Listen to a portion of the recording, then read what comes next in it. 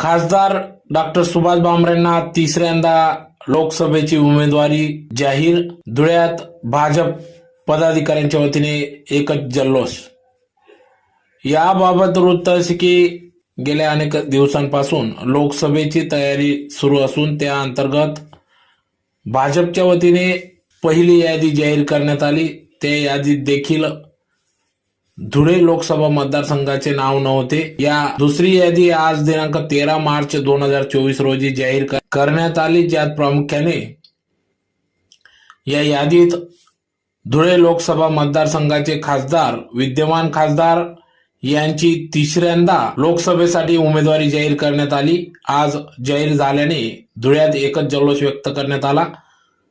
धुळे महानगर प्रमुख गजेंद्र अंपडकर यांच्या कार्यालयासमोर आज भव्य स्वरूपात ढोल ताशांच्या डीजेच्या गजरात